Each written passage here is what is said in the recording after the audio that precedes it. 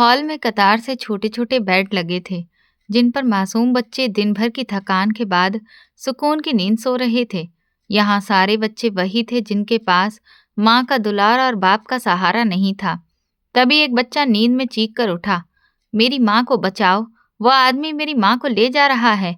Warden दौड़ती हुई उसके पास आई और उसे सीने से लगाकर बोली, बेटा डरो मत, ये बस एक बुरा सपना है।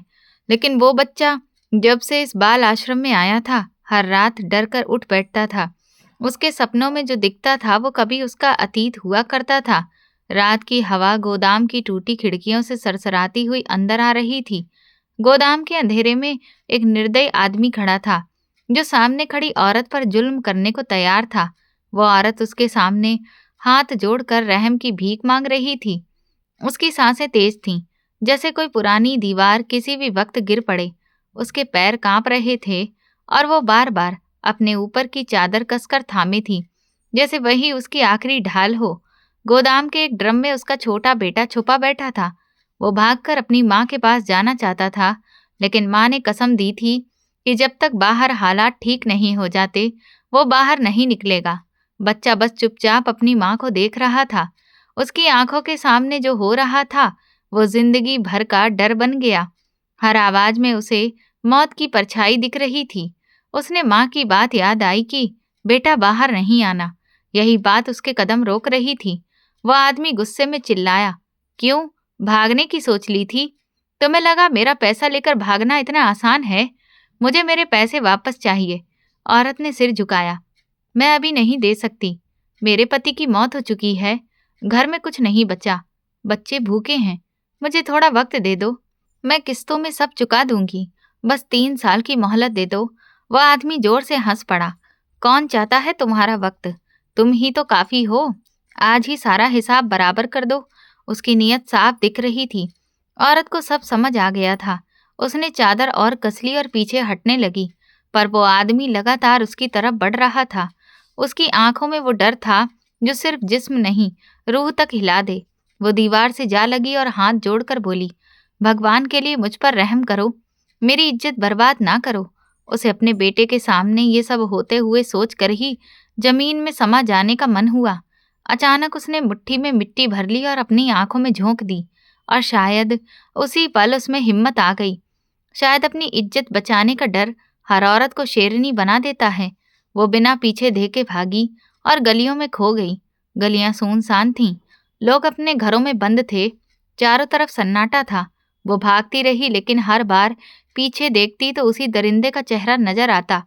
वही गंदी नजरें, वही हंसी। उसका छोटा बेटा भी रोता हुआ पीछे दौड़ा, अपनी माँ को बचाने के लिए। वह आदमी आखिरकार उसके पास पहुंच गया और उसने उसकी कमर पकड़ ली।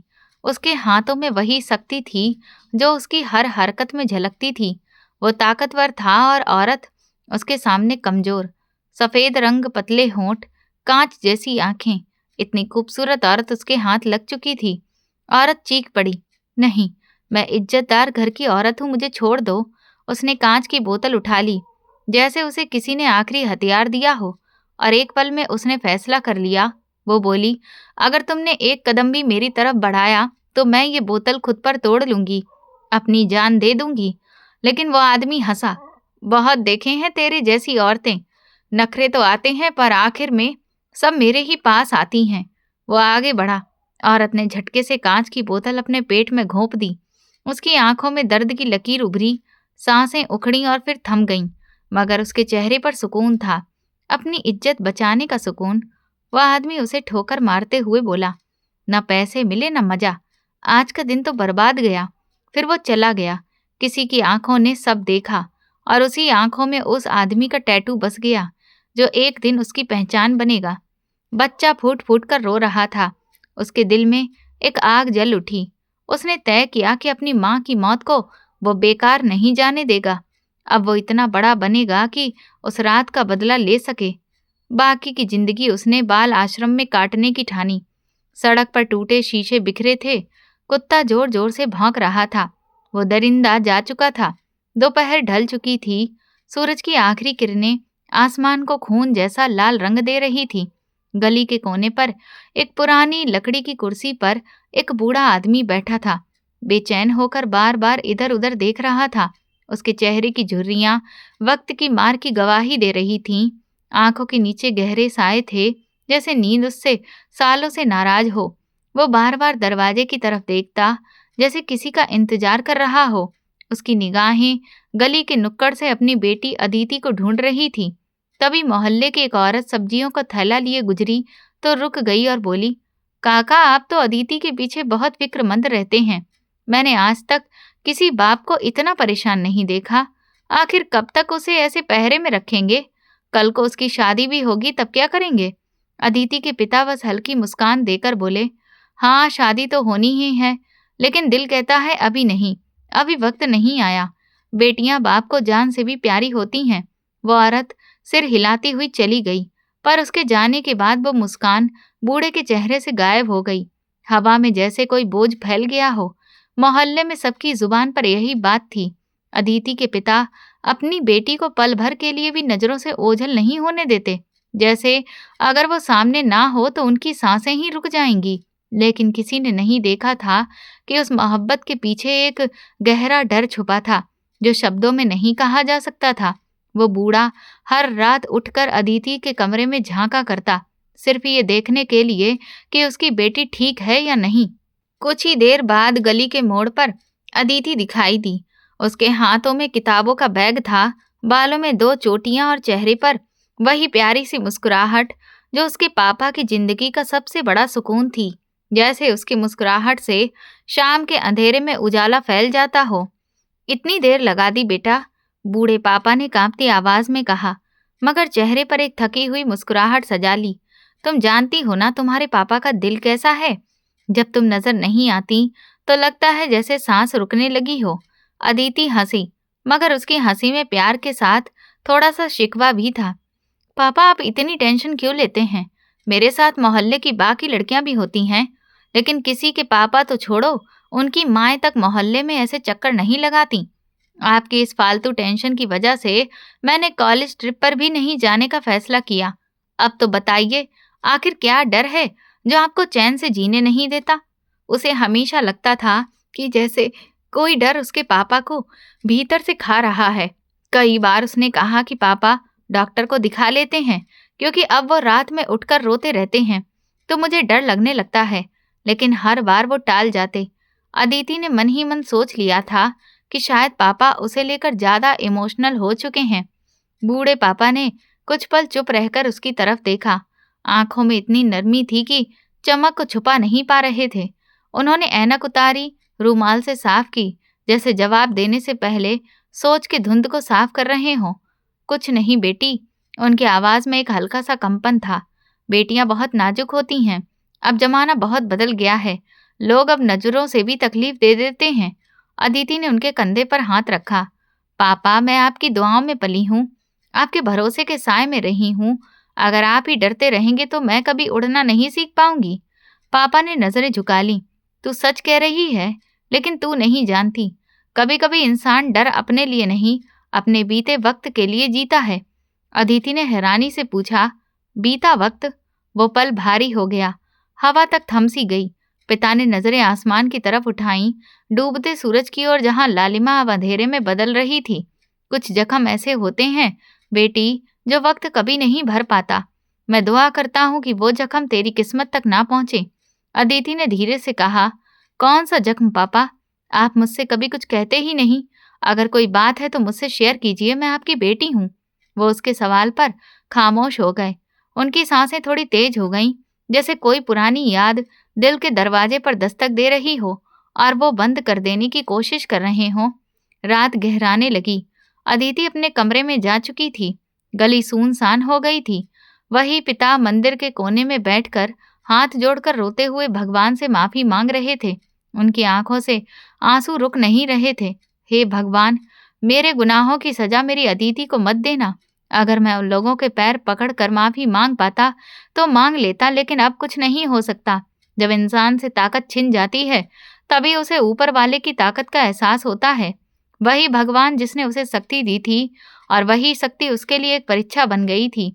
वो परीक्षा थी कि वो उस ताकत का कैसे इस्तेमाल करता, और उसने उस ताकत का बहुत गलत इस्तेमाल किया था। ऑफिस की बड़ी खिड़कियों से शाम की सुनहरी धूप अंदर आकर शीशे की टेबल पर बिखर रही थी। महंगी खुशबू, चमकता फर्श और चारों तरफ एक ऐसी चुप्पी जो ये जताती थी कि ये शोहरत और ये दौलत उसने सिर्फ अपने अतीत की गलती को दबाने के लिए कमाई थी। वो कुर्सी पर बैठा सामने रखी एक तस्वीर को देख रहा था। चेहरे पर वही ठहराव, वही ठंडी सी मुस्कुराहट, आंखों में एक ऐसी खामोश चमक थी जिसे देखकर किसी को यकीन नहीं होता कि ये शख्स कभी मुस्कुराया भी होगा। पूरे शहर में अर्जुन रजावत की कामयाबी के किस्से चर्चा में थे। ये वही लड़का था जिसने बहुत कम वक्त में इतना नाम कमा लिया कि कोई सोच भी नहीं सकता था कि ये कभी एक अनाथालय में पलने वाला बेसहारा बच्चा था। अब बिजनेस वर्ल्ड का बेताज बादशाह था, जिसकी एक मुस्कुराहट मार्केट के रुझान बदल देती थी और लड़कियां उसके साथ जिंदगी बिताने के ख्वाब देखती थीं। उसने इंटरकॉम पर बटन दबाया। संजय, जरा आओ। जी सर, संजय ने दरवाजे से अंदर आते हुए कहा। अर्जुन रजावत ने टेबल पर रखी तस्वीर उठाई, उंगलियों से उसके किनारों को छुआ और आंखों में नफरत भरी चमक के साथ बोला, मुझे इस लड़की के बारे में सब कुछ जानना है, हर बात, हर डिटेल। संजय ने तस्वीर की तरफ देखा। उसमें एक मासूम सी लड़की थी, 2 चोटियां, आंखों में हैरानी और मुस्कुराहट में भोलापन। वो किसी आम कॉलेज की लड़की लग रही थी। न कोई फैशन, न दिखावा, बस एक सादगी जो अब बहुत कम देखने को मिलती है। जी सर, मैं पता करवाता हूँ। लेकिन सर, ये है कौन? अर्जुन हल्का मुस्कुराया, मगर उसकी मुस्कुराहट में ठंडापन था। वो सवाल अभी तुम्हारे लिए नहीं है संजय, बस जितना कहा है उतना करो। संजय ने मुस्कान छिपाते हुए कहा, जी सर, और मन ही मन खुश हुआ कि शायद उसका बॉस भी अब शादी वगैरह के बारे में सोचने लगा है, वरना उसे देखकर तो लगता था जैसे उसे जिंदगी में किसी की जरूरत ही नहीं। अर्जुन ने उसकी तरफ देखा और बोला, तुम्हारे जोक्स हमेशा गलत वक्त पर याद आते हैं। जी सर, माफ कीजिए। संजय फौरन सीधा हो गया।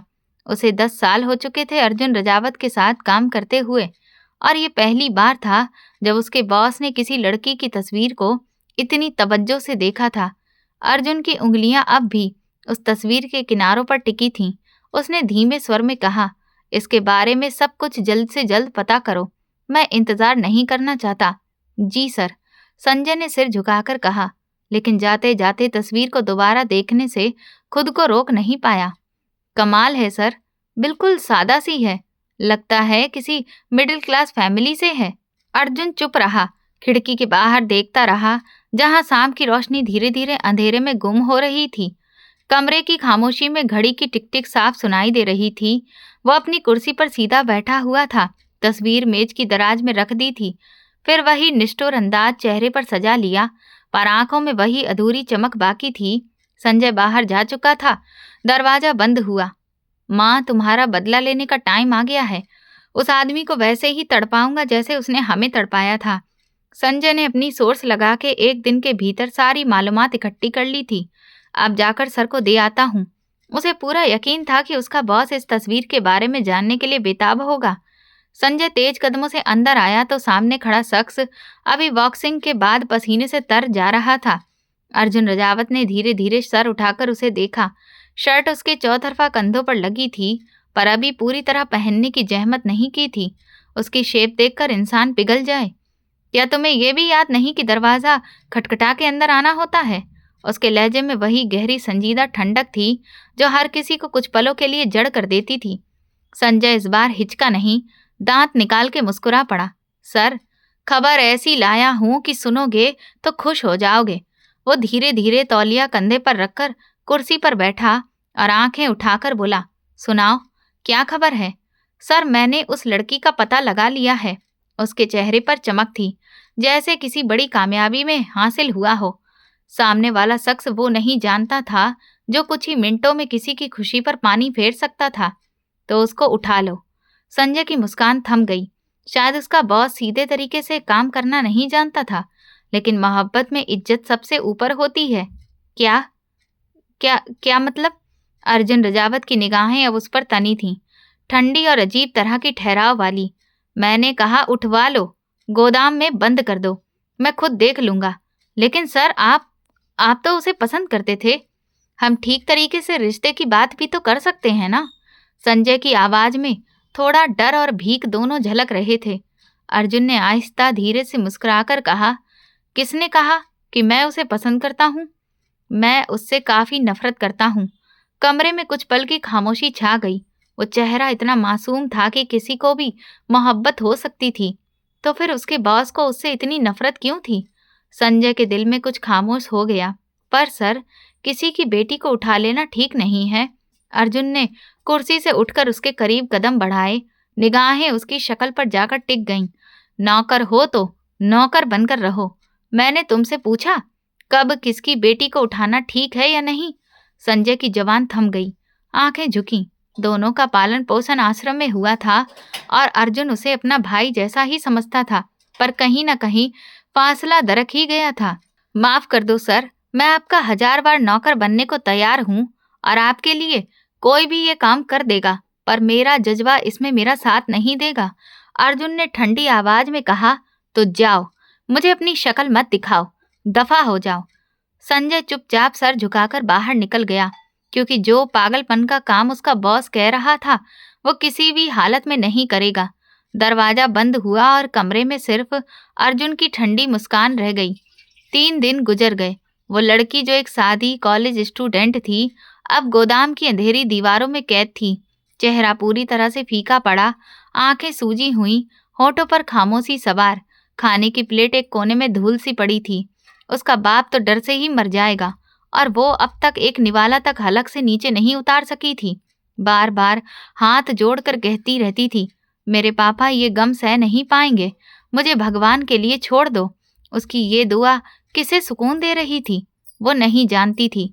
बाहर खड़ा खास आदमी रिपोर्ट लेकर आया, साहब 3 दिन हो गए, वो लड़की गोदाम में बंद है। सुन रहा हूँ उसका बाप थाने जा रहा है।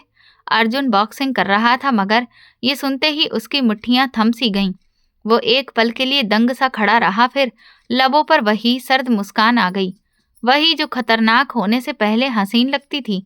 अगले ही लम्हे वो धीरे धीरे पीछे के हिस्से की ओर बढ़ा। चाहा तो उसे अब तक मार दिया जाता, पर दुश्मन की मौत इतनी साफ साफ आसान नहीं होनी चाहिए। उसे भी ऐसे तड़पाना चाहिए जैसे उसने हमें तड़पाया था। गोदाम का दरवाजा करच करचाकर खुला। अंदर स्याहपन, सपाट फर्श और एक छोटी कुर्सी पर जंजीरें पड़ी थीं। पानी ले आओ। उसके इशारे पर नौकर ने तुरंत ठंडी बाल्टी पानी से भर दी। वो लड़की औंधे मुंह फर्श पर बेसुध पड़ी थी।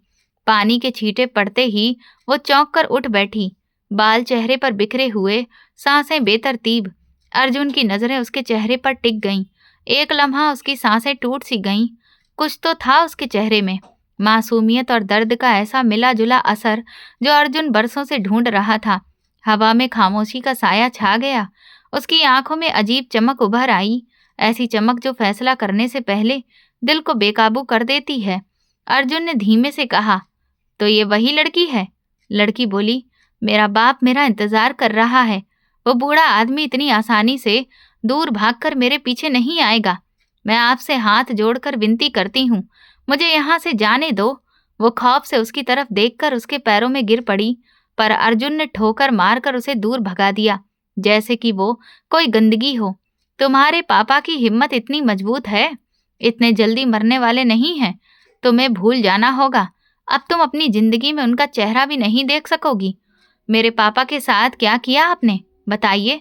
उसके पापा का जिक्र सुनते ही लड़की गुस्से से उठ खड़ी हुई, पर अर्जुन ने उसे ठोकर मारकर फिर से जमीन पर पटक दिया।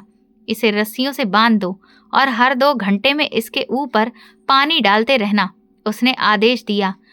रात का सन्नाटा गली गली फैला हुआ था। दिल धड़क रहा था। बरसों का डर हकीकत बन चुका था। बूढ़े के दिल की धड़कन किसी ढोल की तरह तेज थी। उसके कदम बेचैन थे, हाथ कांप रहे थे। उसकी आंखों में ऐसी शिकस्त थी कि सालों का बोझ महसूस होने लगा। वो दर दर जाकर पूछता, बेटी आई क्या? और जब उसे सही जवाब ना मिलता तो उसका दर्द बढ़ जाता। बाकी सारी लड़कियां घर वापस आ चुकी थीं, पर अदिति का कोई अता पता नहीं था। उन्होंने पहले ही अदिति के बारे में बुरा सपना देखा था। उसमें एक औरत उनकी बेटी का गला दबाती दिखी थी। बूढ़ा आदमी मोहल्ले के हर दरवाजे पर गया। एक औरत ने दरवाजा खोला तो उसने घबराकर पूछा, बहन जी, आपकी बेटी अभी तक घर आई क्या? औरत ने नरम बोलकर कहा, जी भाई साहब, वो तो आ चुकी थी, छुट्टी हुई थी उसी टाइम। क्यों, क्या हुआ? अदिति अभी तक घर नहीं आई। वो सुनकर एक पल के लिए बेहोश सा हिल गया और रोते हुए ना में सिर हिलाने लगा। कॉलेज की ओर गया, वहां भी कोई खबर नहीं मिली। चौकीदार ने बताया कि लड़कियां ग्रुप में निकली थीं, पर अदिति नहीं। हर फोन बेअसर था, हर रास्ता बंद सा लग रहा था। वो सड़क पर बैठकर रो पड़ा, हे भगवान, मेरी सारी गलतियों की सजा मेरी बेटी को मत देना। 2 दिन बीत गए और अब उसका सब्र खत्म होने लगा। वो थाने के दरवाजे तक पहुंच गया, वही जगह जहां इंसान अपनी उम्मीदें और शिकायतें दोनों छोड़कर आता है।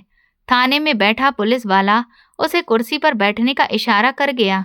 कुछ देर के इंतजार के बाद जब उसकी बारी आई तो हवलदार बोला, क्या शिकायत है, बोलो।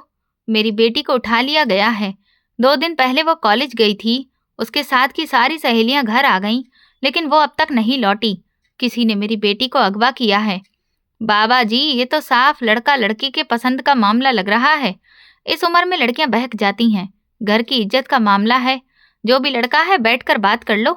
अगर लड़की ने खुद ही किसी को पसंद किया है तो शादी कर दो। लड़की ने खुद ही किसी के साथ जाने का फैसला किया होगा। बूढ़ा ये सुनकर कानों पर हाथ रखकर खड़ा रह गया। उसके अंदर का गुस्सा और बेबसी एक साथ उबलने लगी। मेरी बेटी को अगवा किया गया है। उसने अकेले घर से कभी बाहर कदम भी नहीं रखा। तो मुझे मेरी बेटी के किरदार की गवाही दोगे? मुझे खुद मालूम है मेरी बेटी सीधी और ईमानदार है, उसने चिल्लाते हुए कहा। हवलदार ने धीरे से कहा, बात तो सख्त है बाबा जी, मगर आप लोग अक्सर ऐसे केस लेकर आते हैं। हमें सबूत चाहिए या फिर रिपोर्ट लिखवाओ तो देखते हैं। ये बातें जैसे किसी तेज छुरी की तरह उसके दिल में उतर गईं। उसकी जुबान से सिर्फ इतना निकला, मैंने कसम खा ली थी, बेटी के पैदा होने के बाद मैंने वो पुरानी जिंदगी छोड़ दी थी। तुम लोग हमारी हालत पर तरस खाओ। हवलदार थोड़ा सीधा हुआ, मगर उसके लहजे में सख्ती बनी रही। ठीक है, रिपोर्ट लिख देंगे। जब लड़की मिलेगी तब देखेंगे आगे क्या करना है। बूढ़े के कदम अभी वापस मुड़े भी नहीं थे कि उसके कानों में वही ताने सुनाई देने लगे, ऐसी आवाजें जो उम्मीद को तोड़ देती हैं। भगवान, उसकी इज्जत की रक्षा करना। मोहल्ले की औरतें बार बार आकर पूछती थीं कि भाई साहब, बेटी का क्या हुआ? वैसे अदिति ऐसी लगती तो नहीं थी, लेकिन अब परेशानी जायज थी। उन्होंने अपने घर को ताला लगा दिया था। किसी के सवाल का जवाब देने की हिम्मत नहीं थी। आंखों के सामने बार बार वो चेहरे आते थे जिनके साथ वो कभी गलत कर चुका था। गोदाम के अंदर दाखिल हुआ तो बाकी नौकर बाहर निकल गए। वो रस्सियों में बंधी बैठी थी। आज वो सब खत्म करने आया था। उस आदमी को इतना नीचे गिरा देना चाहता था कि वो जिंदगी भर उठ न सके। वो अदिति पर हाथ उठाना चाहता था, मगर जब उसने उसे रोते देखा तो उसकी आंखों में अचानक अतीत के साए लौट आए। उस छोटे से चेहरे में उसे अपनी माँ की तस्वीर नजर आ गई। अदिति डर से पीछे होने लगी, लेकिन एक पल में शायद उस आदमी को उस पर रहम आ गया। वो खुद ही उसके ऊपर से हटकर खड़ा हो गया। अदिति की रूह कांप रही थी। इज्जत छिन जाने का डर था। उसी पल वो कुछ भी कर देने से रुक गया, मगर नफरत फिर लौट आई। उसने उसके बाल पकड़कर झटका और बोला, मैं तुम्हारे बाप की तरह घटिया नहीं हूँ। अगर मेरी बात नहीं मानी तो मिटा दूंगा तुम्हें। अदिति ने कांपते हाथों से आंखें बंद की। दुआ उसके होठों तक पहुंचने से पहले ही रुक गई। वो बोली, मेरे पापा बहुत अच्छे इंसान हैं। आप गलत समझ रहे हैं। आपको किसी और के बारे में गलत फहमी हुई है। उस नीच आदमी की हिमायत का एक शब्द भी नहीं सुनूंगा, उसने बीच में काट कर कहा। कागज पर साइन करो। अदिति ने कांपते हाथों से कलम उठाई। उसके हाथ कांप रहे थे, लेकिन सामने बैठे लोगों की निगाहों से डर लग रहा था। उसने आंखें बंद करके साइन कर दिया। कागज पर वो स्याही में लिखी लकीर किसी उम्मीद की अर्थी थी। वह आदमी कुछ पल के लिए खामोश हुआ, फिर उसके चेहरे पर एक मुस्कुराहट आई जिसमें नफरत और बदले की खुशी दोनों थी। उसने धीरे से कहा, अगर तुमने बाहर किसी से मिलने की कोशिश की तो अंजाम ऐसा होगा कि देखकर पत्थर दिल आदमी भी कांप उठेगा। मेरा बाप तुमसे कई गुना बेहतर है। तुम जैसे लोग तो औरतों को अगवा करके उन पर जुल्म करते हो। उसकी बात सुनकर वो ऐसे हंसा जैसे कोई मजाक हो रहा हो। लगता है बूढ़े ने तुम्हें अपनी पुरानी बातें नहीं बताईं, लेकिन ठहरो, तुम्हारा ये घमंड मैं तोड़ दूंगा। तुम्हारे बाप जैसा शरीफ आदमी अगर मैं होता तो अब तक तो तुम मेरी आंखों में आंखें डालकर खड़ी नहीं होती। ये हिम्मत जो तुम्हारे अंदर है, इसे भी छीन लूंगा मैं। मुझे मजबूर मत करो। रात ने अपना अंधेरा फैला दिया। बाहर बूंद बूंद बारिश हो रही थी। हर कतरा गोदाम की ठंडी मिट्टी पर गिरकर झुंझुना रहा था। वो उसे बाजू से पकड़कर गोदाम से बाहर खींचता हुआ ले गया। अदिति उसे छोड़ देने की मिन्नतें कर रही थी, लेकिन उसने बारिश में खड़ा करके वो खुद अंदर चला गया और बोला, आज रात शादी का जश्न यहीं मनाओ। नहीं, नहीं, मुझे सर्दी लग जाएगी, मैं अंदर ही ठीक हूँ। लेकिन उसने उसकी बात की परवाह किए बिना अंदर महलनुमा घर का दरवाजा बंद कर लिया। अदिति बारिश में भीगती रही। कुछ देर बाद उसके होश चले गए। चांद की हल्की रोशनी फैल रही थी जब अदिति के पापा के घर के बाहर एक सफेद लिफाफा मिला। लिफाफा खोलते ही कागज पर लिखे शब्दों ने उसका दिल हिला दिया। हाथ कांप गए, माथा पसीने से भर गया और सांस रुक सी गई। अगर अपनी बेटी से मिलना चाहते हो तो मेरे बताए पते पर पहुंच जाओ। अदिति के बिना 3 रातें बीत चुकी थीं। हर रात उसके दिल ने एक नई पीड़ा को झेला था और हर सुबह एक नया डर जन्म लेता था। वो घर के गार्डन में खड़ा था जब सामने एक साया सा उभरा। साया धीरे धीरे उसकी तरफ बढ़ा और बोला, बताओ क्यों मेरी बेटी को अगवा किया? उसकी बात सुनकर अर्जुन हल्का सा मुस्कुराया, जैसे सामने वाले के दर्द का मजा ले रहा हो। बता दूंगा, पहले बैठ तो जाओ। खेल खेलने का तो बहुत शौक है ना तुम्हें? ससुर जी, इतनी जल्दी किस बात की है? आखिर आपके दामाद का ही घर है। उसके होठों पर बीते वक्त के जख्मों वाली वही तीखी मुस्कान थी। कौन हो तुम? आदमी ने कांपते हुए पूछा। मैंने बहुत पाप किए हैं, लेकिन अब सब छोड़ दिए हैं। माफ कर दो, मेरी बेटी का इसमें कोई दोष नहीं है। सामने वाला खामोश रहा। उसकी आंखों में गुस्सा और दर्द दोनों झलक रहे थे। वो बोला, तुम्हें यूं हाथ जोड़कर माफी मांगते देखकर मुझे सुकून मिल रहा है। मेरी माँ का भी कोई दोष नहीं था, पर तुमने उसके साथ जो किया वो किसी सजा से कम नहीं था। वो तुमसे रहम की भीख मांगती रही, लेकिन तुम तो जैसे खुदा बनकर बैठे थे। चाहता तो तुम्हारी बेटी को भी उसी हाल में छोड़ देता, लेकिन नहीं। मैं चाहता हूँ कि तुम हर पल जलो, हर सांस में वही तड़प महसूस करो जो मेरी माँ ने झेली थी। वैसे तुम्हारी बेटी बहुत खूबसूरत है, और तुम्हें तो अच्छे से पता होगा कि खूबसूरती देखकर मर्द का दिल कैसे पिघल जाता है। उसकी आवाज में ठंडापन था, लेकिन वो ठंड किसी जलती आग जैसी लग रही थी। तभी अंदर से अदिति की धीमी लेकिन दर्द भरी चीख सुनाई दी। बूढ़ा आदमी कांप गया। उसकी आंखों में डर उतर आया। वो उठना चाहता था, पर सामने वाले ने बेल्ट झनकाई और बोला, बैठ जाओ। वो फिर कुर्सी पर ढह गया। दिल बेचैन था, लेकिन शरीर जैसे किसी आदेश का गुलाम बन गया था। सामने वाले ने ठंडे लहजे में कहा, तुम्हारी बेटी अब तकलीफ में है, उसके दर्द को झेलो, और जब मुझे फिर तुम्हारी जरूरत होगी तो तुम्हें खुद बुलाऊंगा। जिस दिन तुम्हारी बेटी सिसकते सिसकते दम तोड़ देगी, उसी दिन तुम्हारे कर्मों का हिसाब पूरा होगा, और उसे अंतिम विदाई देने भी तुम ही आओगे। बूढ़ा आदमी जमीन पर गिर पड़ा, हाथ जोड़ लिए, आंखों में आंसू भर आए। बोला, मुझे माफ कर दो, मैंने पाप के रास्ते से तौबा कर ली है। मगर जवाब मिला, मेरी माँ ने भी कुछ गलत नहीं किया था, पर तुमने उसे नहीं छोड़ा। बुराई का बदला बुराई से ही होगा। भगवान पाप माफ कर देता है, पर इंसान नहीं, और मैं भी अब इंसान हूँ, खुदा नहीं। जितनी देर मैं तुम्हारा चेहरा देखूंगा, तुम्हारी बेटी की सजा उतनी बढ़ेगी।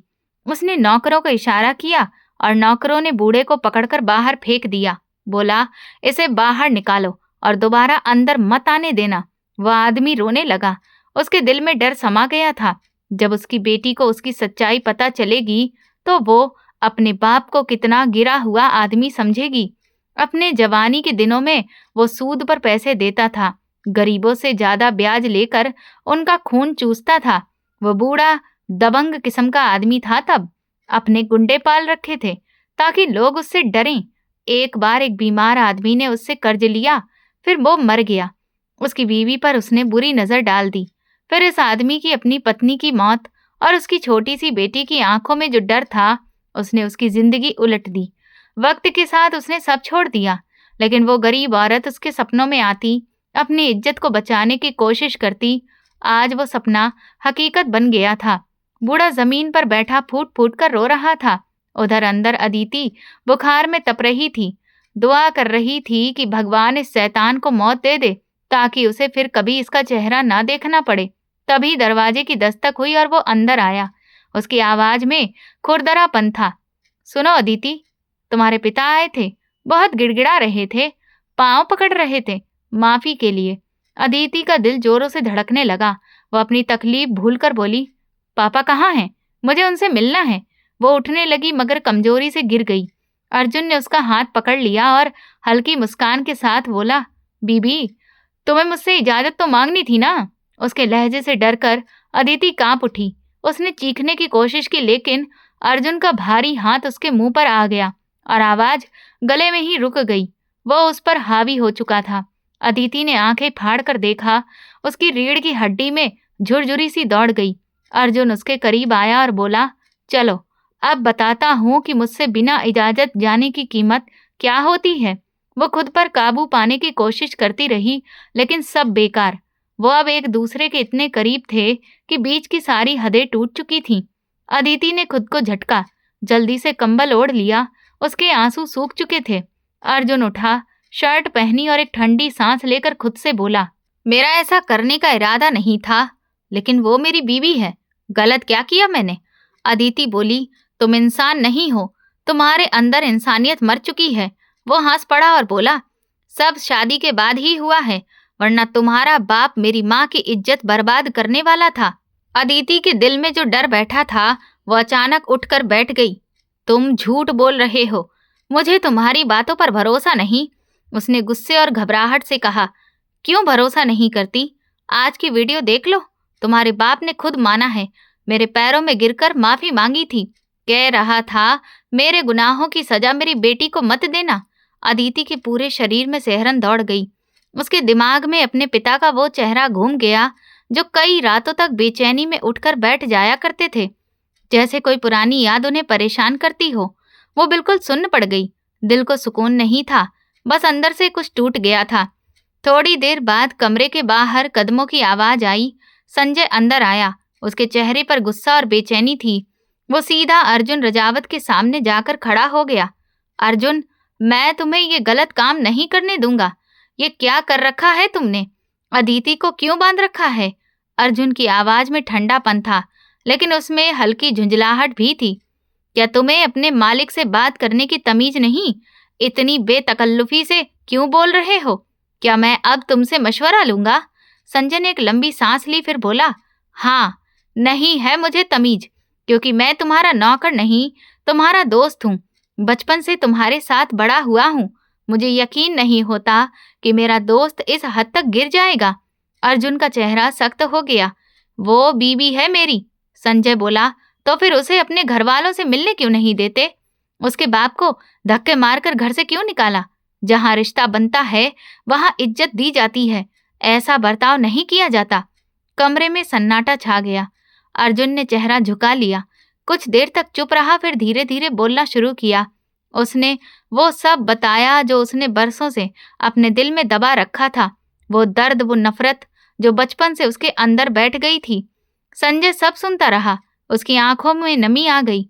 उसने गहरी सांस ली और बोला, तेरे साथ जो हुआ वो बुरा था, लेकिन इसमें अदिति का क्या कसूर है? तेरी माँ कभी भी तेरे इस काम से खुश नहीं होगी। बता, क्या तुझे सच में सुकून मिला? अर्जुन ने आंखें बंद कर ली। दीवारें भी जैसे खामोश हो गईं। हाँ, सुकून मिला है, उसने कहा, लेकिन उसकी आवाज खुद उसकी बात का झूठ बयां कर रही थी। संजय ने गुस्से से कहा, झूठ बोल रहा है तू, और कमरे से बाहर चला गया। अगली सुबह अदिति का पिता उस बड़े घर के बाहर खड़ा था। गार्ड उसे धक्का देकर निकालने वाले थे कि संजय ने इशारा किया और उसे अंदर बुला लिया। वो थका हारा, टूटा हुआ आदमी था। मुझे मेरी बेटी से मिलवा दो, मैं तुम्हारा एहसान नहीं भूलूंगा, उसने कांपती आवाज में कहा। नौकरानी को भेजा गया, अदिति को बुलाओ। थोड़ी देर बाद अदिति आई। उसके चेहरे पर 3 दिन की थकान, कैद की सर्दी और बेबसी साफ झलक रही थी। आंखों में धुंध थी, चेहरा पीला, मगर आंखों में एक अजीब सा हौसला था, जैसे अब डर नहीं बचा हो।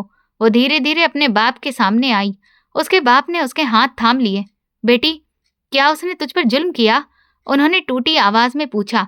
अदिति ने झटके से कहा, पहले आप बताइए, आपने वो सब किया था ना जो उसने कहा? बूढ़ा आदमी सिर झुकाकर खड़ा रह गया। उसके चेहरे पर जवाब की कोई जगह नहीं बची थी। अदिति कुछ कदम आगे बढ़ी। उसकी आंखों में गुस्सा और दर्द दोनों थे। मुझे आपके हिस्से की सजा भुगतने दीजिए, शायद इससे आपके गुनाह कम हो जाएं। मैं सोच भी नहीं सकती कि मेरा बाप ऐसा निकलेगा। उसकी बातों ने उसके बाप की आत्मा तक को झकझोर दिया। वो रोने लगा। उसे वो वक्त याद आने लगा जब एक औरत अपनी इज्जत बचाने के लिए वहां से भागी थी। वो अब अकेला था। बस अदिति की बचपन की मुस्कुराती तस्वीर हाथ में थी। आंखों से आंसू बह निकले। मैंने तौबा की थी, उसने रोते हुए कहा। मैंने सब छोड़ दिया था, पर सजा बाकी थी। उसकी सांसें टूटने लगीं और फिर एकदम सन्नाटा छा गया, जैसे रूह ने जिस्म को छोड़ दिया हो। अगली सुबह मोहल्ले के लोग उसके घर के बाहर जमा थे। अंदर फर्श पर सफेद चादर में अदिति के पिता की लाश पड़ी थी। लोग धीमी धीमी बातें कर रहे थे। बेटी नहीं मिली, गम में मर गया होगा। बेटी के दर्द ने मार डाला बेचारे को। कुछ के चेहरे पर अफसोस था, कुछ बस तमाशा देख रहे थे। किसी को अंदाजा नहीं था कि वो बूढ़ा हर दिन थोड़ा थोड़ा मरता रहा था। जब ये खबर अर्जुन रजावत तक पहुंची तो उसने पहले सोचा कि ये बात अदिति को ना बताई जाए, लेकिन फिर खुद गया और बोला, जा सकती हो, अब तुम्हें कोई नहीं रोकेगा। अदिति ने उसकी तरफ देखा। उसकी आंखें बिल्कुल खाली थीं, जैसे अंदर कुछ बाकी ही ना हो। वो बाहर निकली। धूप उसके चेहरे पर पड़ी, लेकिन उसमें अभी भी गर्माहट नहीं थी। रास्ते के लोग उसे देखते रहे। एक बेटी जो अब अपने बाप की मिट्टी से मिलने जा रही थी। शमशान की उस जगह पर पहुंचकर वो 2 घुटनों पर बैठ गई। मिट्टी की राख अभी भी गर्म थी। उसने हाथों से थोड़ी सी राख उठाई और बोली, बाबा, आपने ऐसा क्यों किया? उसकी आवाज हवा में खो गई। आंखों से आंसू गिरते रहे, मिट्टी भीगती रही। भगवान आपकी मंजिलें आसान करें, उसने धीरे से कहा और अपने होठों पर हाथ रख लिए। काफी देर बाद जब वो थोड़ा संभली तो वापस अर्जुन रजावत के घर लौटी। यहाँ लौटना तुम्हारा अपना फैसला है, अर्जुन ने कहा। अब मैं तुम्हें जाने नहीं दूंगा। एक बार आजादी दी थी, तब भी तुम यहीं लौटी हो। अदिति ने कुछ नहीं कहा, बस चुपचाप अपने कमरे में चली गई। कुछ दिन बीते। दोनों के बीच थोड़ी बहुत बात होने लगी। अदिति ने अर्जुन से उसकी माँ के बारे में पूछा और कहा, किसी औरत के साथ ऐसा करना बहुत बड़ा पाप है। ऐसा गुनाह कोई नहीं माफ करता। 5 साल गुजर गए। वक्त ने जैसे सारे जख्मों पर मरहम रख दिया था। अब जिंदगी धीरे धीरे पटरी पर आ गई थी। हॉस्पिटल के साफ सुथरे फर्श पर एक नन्ही सी बच्ची अपने बाप अर्जुन रजावत की उंगली पकड़े चहकते हुए चल रही थी। वो वही आदमी था जिसकी आंखों में कभी आग थी, अब उनमें बस सुकून था। मम्मी बस आने वाली हैं, उसने मुस्कुराते हुए कहा और घड़ी की तरफ देखा। दरवाजे से डॉक्टर अदिति बाहर आईं, सफेद कोट में, माथे पर हल्की सी गंभीरता, लेकिन होठों पर वही नरम मुस्कान। वो मरीज से बात करके बाहर आई ही थी कि अर्जुन ने मजाकिया लहजे में कहा, मैडम, आपका इंतजार करते करते हमें और हमारी राजकुमारी को भूख लग गई है। अदिति मुस्कुरा दी। मुझे पता है, लेकिन मरीज भी तो मेरे लिए बच्चों के जैसे हैं ना, थोड़ा वक्त तो उन्हें देना ही पड़ता है ना। इतने में उनकी बेटी खिलखिलाकर बोली, मम्मा, आप तो मोटी हो गई हैं, आपको भी भूख नहीं लगती है क्या? अर्जुन ने हैरानी से अदिति की तरफ देखा, फिर दोनों हंस पड़े। अदिति के होठों पर हल्की सी शर्मीली मुस्कान सी थी। भगवान ने उसे एक बार फिर माँ बनने का आशीर्वाद जो दिया था।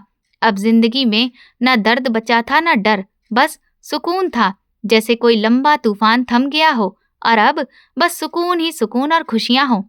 ये पूरी कहानी काल्पनिक है। इसका किसी भी व्यक्ति, स्थान या वास्तविक घटना से कोई संबंध नहीं है। इसका उद्देश्य केवल मनोरंजन, शिक्षा और सस्पेंस आधारित कहानी को प्रस्तुत करना है। तो दोस्तों, आपको हमारी ये कहानी कैसी लगी, मुझे कमेंट सेक्शन में ज़रूर बताएं। मेरे चैनल को सब्सक्राइब कर वीडियो को लाइक कर दें और वीडियो को हाइप भी दें। और ऐसी और भी रोमांचक कहानियाँ सुनने के लिए मेरे चैनल के साथ बने रहें। धन्यवाद।